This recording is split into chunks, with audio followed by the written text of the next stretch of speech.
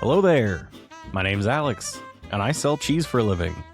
As a cheesemonger and certified cheese professional, I have helped thousands of customers find their favorite cheese.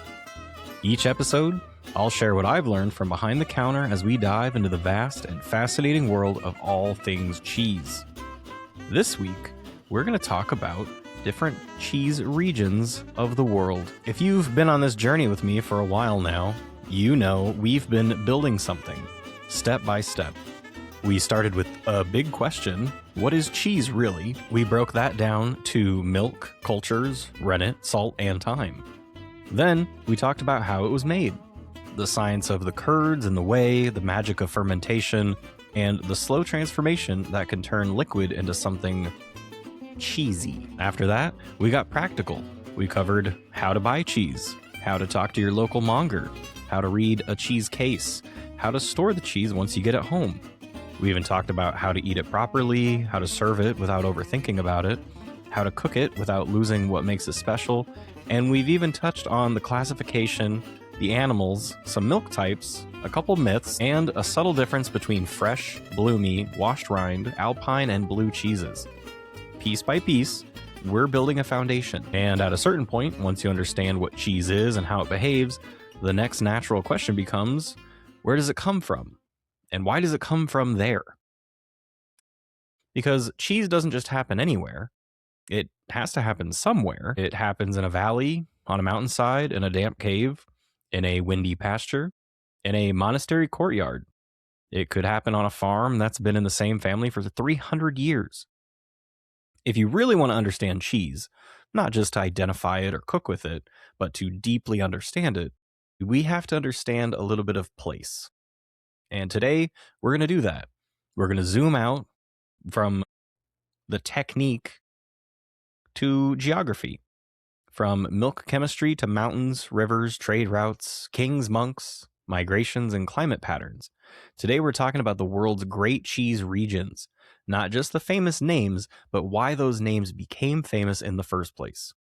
Because once you understand the land, the rest of it kind of falls into place. Before we dive into our first region, I want you to imagine something. Imagine you're standing in a market square somewhere centuries ago. There's no refrigeration, no global trades. All you got is a bunch of animals, grass, salt, and thyme. Again, cheese was survival. It wasn't a luxury. And what makes this journey so fascinating is that nearly every region we're about to visit started with the same need: preserve the milk. Everything else, the flavor, the fame, the regulations, that all comes later. Europe is the birthplace of modern cheesemaking, but its roots stretch back much farther than most people realize. Archaeological evidence suggests that cheesemaking was present in parts of Europe as early as 5500 to 4000 BCE, likely spreading from Neolithic farming communities. By the time of the Roman Empire, around 200 BCE to 400 CE, cheesemaking was not only common, but it was highly organized. The Romans documented techniques, they standardized production in some regions, and they spread dairy culture across their territories. Take France, for example. While cheesemaking existed in the region during Roman times, many of the cheeses we recognize today began taking shape during the Middle Ages, roughly between the 8th and 12th centuries. Monastic communities played a major role during this period. Benedictine monks refined aging techniques, documented recipes, and helped standardize regional styles. Roquefort was reportedly mentioned in records as early as the 11th century, and by the 15th century, French kings were issuing protections for certain cheeses. The modern AOP system, formalized in the 20th century, built on centuries of regional pride and regulation. So while French cheese feels timeless, its structured popularity really surged between the medieval period and the early modern era, and then again globally in the 19th and 20th centuries as railways and refrigeration expanded trade. Italy's cheesemaking history runs just as deep. References to aged hard cheeses similar to Parmigiano Reggiano appear in writings from the 13th and 14th centuries, particularly around 1200 to 1300 CE in the Emilia-Romagna region. Dairy farming was already well established during Roman times. What changed in medieval Italy was the consolidation of technique. City-states and agricultural communities began regulating quality and trade. Parmigiano Reggiano became widely known by the Renaissance period around the 15th and 16th centuries when it appeared in literature and was shipped across Europe. Its modern global popularity, however, accelerated in the 19th century with industrial transport and international trade. Southern cheeses like Pecorino have even older roots, tracing back to Roman shepherding culture over 2,000 years ago. Switzerland's Alpine cheesemaking began taking recognizable shape around the 12th and 13th centuries. When mountain grazing systems became organized, the concept of transhumance, moving cattle to high alpine pastures in summer, required large, durable wheels that could be transported back down the mountain. By the 16th century, cheeses like Gruyere were being exported beyond their valleys. Swiss cheese gained broader European recognition in the 18th and 19th centuries, especially as trade networks improved. The Netherlands rose to prominence slightly later in terms of global impact. While cheesemaking was present in the region during the Middle Ages, Dutch cheese became internationally famous during the 17th century, the Dutch Golden Age. Maritime trade between roughly 1580 and 1700 allowed cheeses like Edam and Gouda to travel the globe. Their durable design made them ideal for long sea voyages, and that practically fueled their popularity. In the United Kingdom, cheddar has origins that may stretch back to at least the 12th century, with records of cheeses being stored in the caves of Cheddar Gorge. However, cheddar's global dominance really began in the 19th century, when industrial production methods standardized the process. By the late 1800s, cheddar was being exported widely, and its technique was replicated in North America, Australia, and beyond. The farmhouse revival that restored regional British cheeses began in the late 20th century, particularly the 1970s and 80s. And we could also look to Spain and Portugal, where Manchego's roots trace back to at least the Bronze Age shepherding cultures of La Mancha, though its recognizable form likely solidified during the medieval period. If Europe feels dense with cheese-making history, that's because it is. But remember, milk doesn't recognize borders. Animals move, traders move, empires expand, and techniques travel. As we leave Europe, we're not leaving tradition behind, but we're kind of watching it transform. The same curds and whey in a different climate, made with different hands, all tell a different story. Moving east, the Middle East and Eastern Mediterranean offer some of the oldest recorded cheese traditions in the world. In fact, some of the earliest evidence of cheese making anywhere on Earth comes from this broader region around 7,000 to 5,000 BCE. Greece's relationship with cheese stretches back at least 3,000 years. Feta-style brined cheese were likely being produced in ancient times, and references appear in Homer's Odyssey written around the 8th century BCE. Shepherd-based dairy culture persisted through the Byzantine and Ottoman periods. But feta's modern protected status and international popularity surged in the late 20th and early 21st centuries, especially after receiving PDO protection in 2002. Turkey's cheesemaking traditions also trace back thousands of years, shaped by nomadic pastoralism in Central Asia and Anatolia.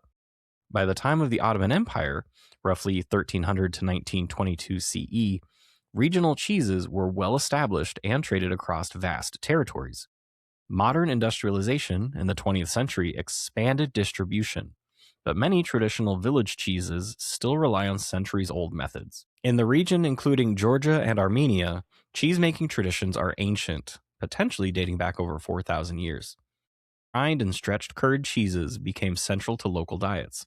While these cheeses do not always achieve global fame, they do maintain deep regional importance and are now experiencing renewed international interest in the 21st century. Now, take a break and imagine ships crossing the ocean in the 1500s. Along with spices, textiles, and people, they carried livestock, cows, sheep, and goats. With them all, the knowledge of how to turn milk into something longer goes with them.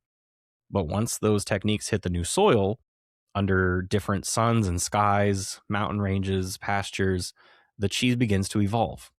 The Americas didn't exactly copy Europe, but they took an old recipe and adapted it to the modern way. Cheesemaking in the Americas began after European colonization in the 15th and 16th centuries. Spanish missionaries introduced dairy animals to Mexico and parts of South America in the 1500s. Indigenous communities adapted these techniques quickly, blending them with local culinary traditions. In Mexico, fresh cheeses like queso fresco likely developed during the 16th and 17th centuries as dairy animals became integrated into agriculture.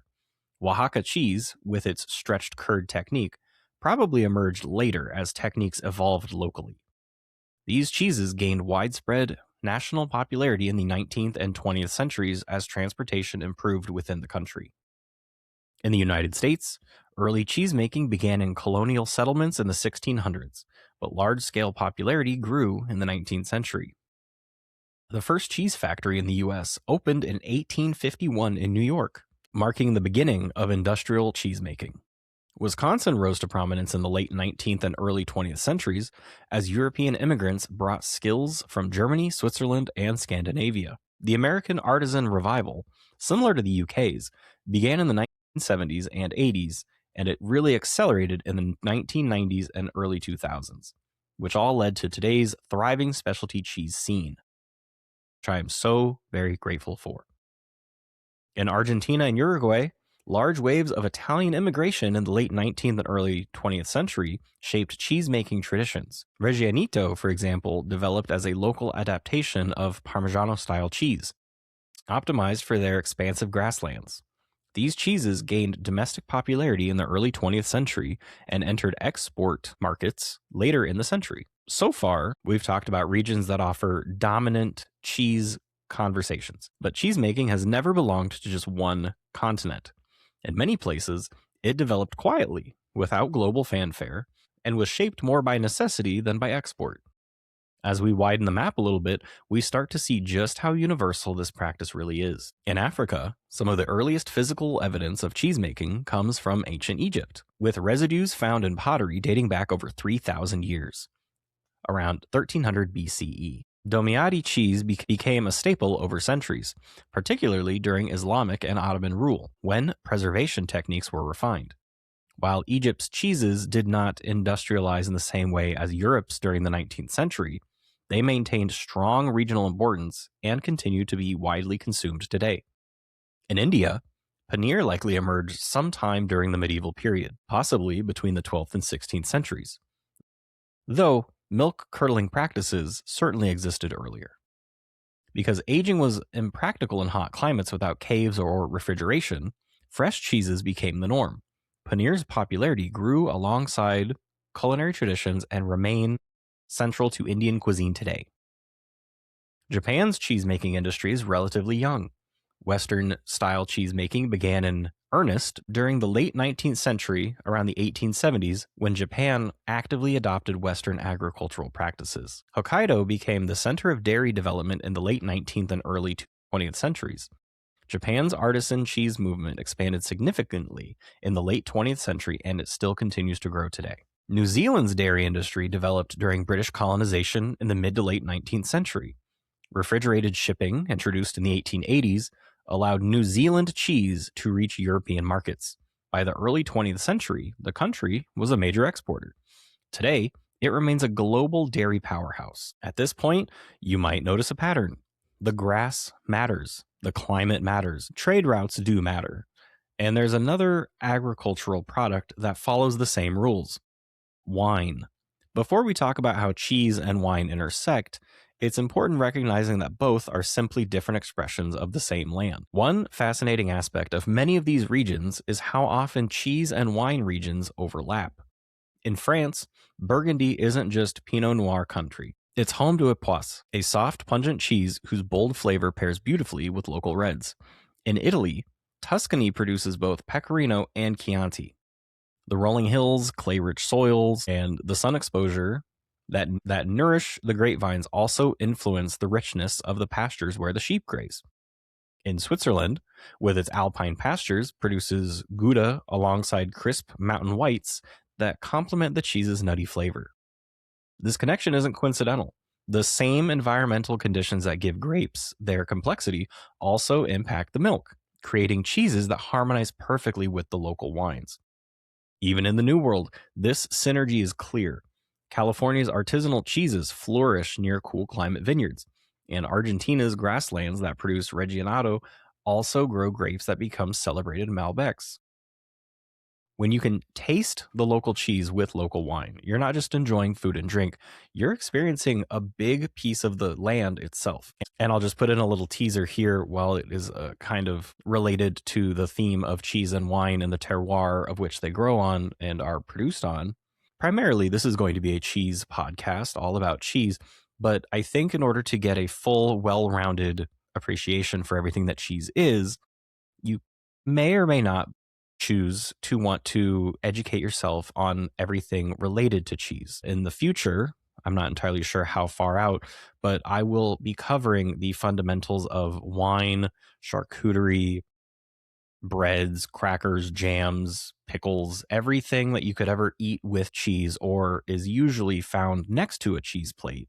We will go over the fundamentals and basics of all of those food and drink items as well. So if you're a big cheese head, but occasionally you want to have a break from the cheese and talk about chorizo for a minute, we will get there.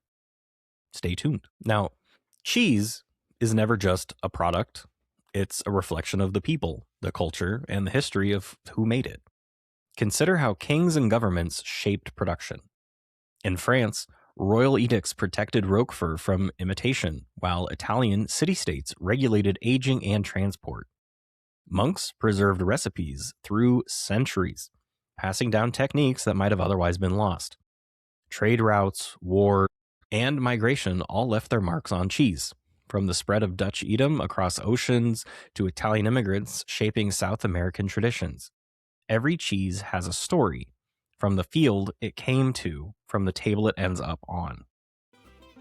In closing, cheese didn't become a global phenomenon by accident.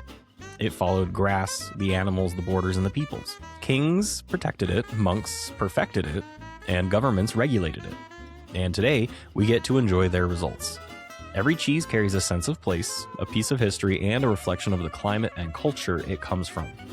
From Europe's alpine valleys to the deserts of Greece, the vineyards of Italy to the pastures of New Zealand, and the sun-baked grasslands of Argentina, cheese tells the story of the world. And when you pair it with local wines, you get a deeper, more flavorful understanding of each region's terroir. Next time you're at the cheese counter, remember, you're not just buying cheese, you're buying a little slice of history, a piece of geography, a wedge of culture, and a little taste of the world on a larger scale. Thank you for listening. My name's Alex, and this has been The Modern Monk.